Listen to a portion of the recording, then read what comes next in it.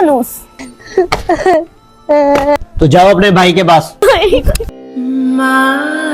ये कहानी एक बेवा औरत की, जिसके शौहर की वफात के बाद उसकी जिंदगी एक दर्दनाक अज़ाब बन गई है।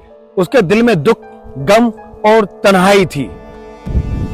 मगर सबसे ज्यादा दुख तब हुआ जब इसकी सास ने अपनी बेटी की मौत का इल्जाम इस पर लगाया। हर रोज उसे ताने मिलते और हर दिन नया दुख उसके सामने आता। देवर उसे अपना हक देने से इनकार करता और सगा भाई उसे अपने घर से धक्के मार मार कर घर से निकालता। वो बेबसी और तन्हाई की गहराइयों में गर्क थी, लेकिन इसके अंदर एक ताकत थी जो अपने बच्चों की खातिर इसे जीना सिखाती थी। इस बेवा औरत की पूरी कहानी जानने के लिए मेरे साथ बनी रहिए।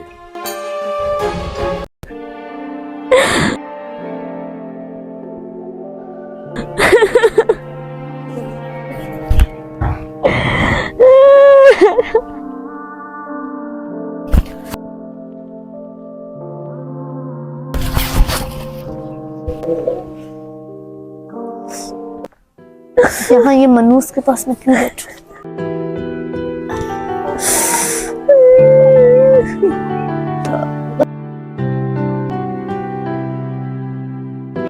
ओ मनूस, जब देखकर रोती रहती है।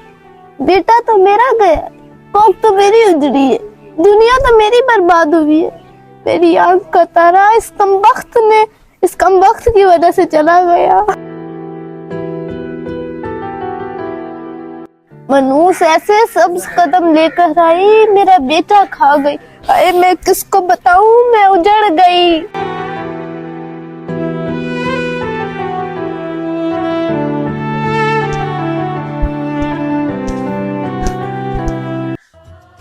ओ मनूस। जी अम्मी। मेरे कपड़े इस्त्री करके मेरा दिल नरम करना चाहती है।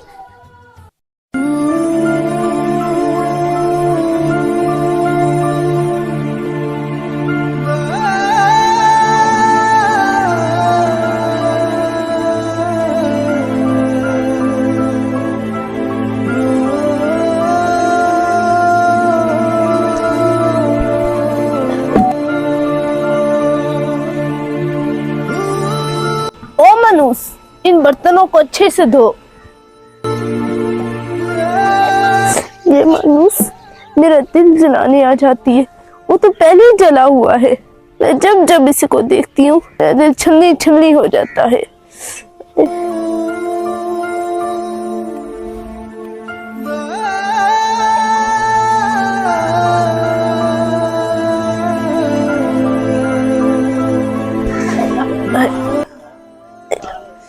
मनूस, मेरा बेटा खाकर पेट नहीं भरा तेरा। अरे अल्लाह रे,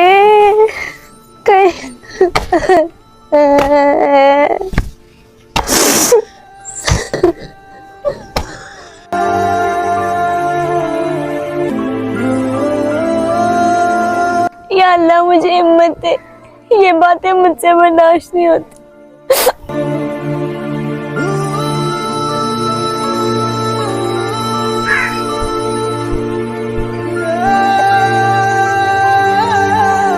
अस्सलाम वालेकुम भाईजान।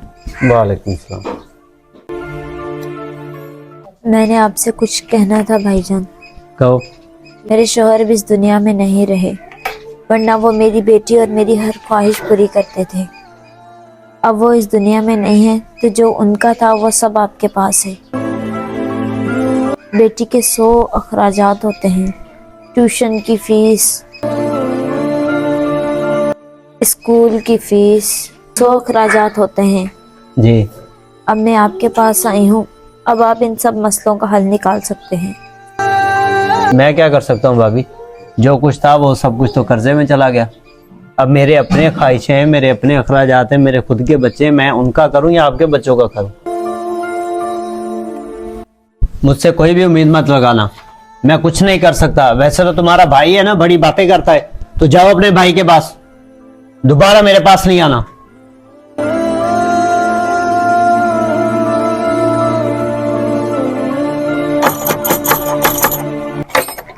अस्सलाम वालेकुम भाई। वालेकुम अस्सलाम। आओ बाजी घर पे। भाई अब मेरी सारी उम्मीदें आपसे ही हैं, आप ही कुछ कर सकते हैं मेरे लिए।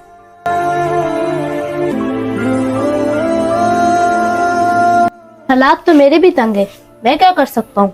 मेरा दिमाग मत खाओ, मैं कुछ नहीं कर सकता। मेहरबानी करके भाई मेरी मदद करें, आपके अलावा मैं कहाँ जाऊंगी? कहीं भी जाओ, मगर आज के बाद मेरी दहलीज पे पाँव मत रखना।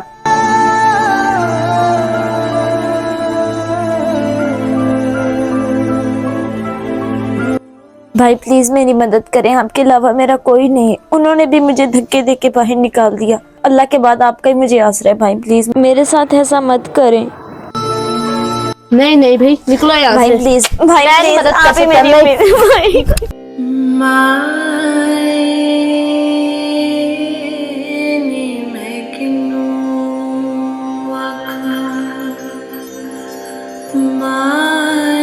भाई प्लीज दरवाजा खोलें। भाई भाई भाई प्लीज दरवाजा खोलें।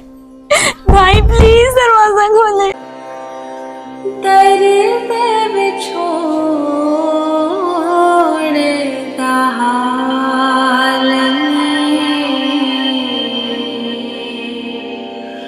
भाई प्लीज दरवाजा खोलने से मना खराब है भाई। भाई भाई तो बहनों का मान होते हैं। भाई प्लीज मेरा ये मान मत तोड़े।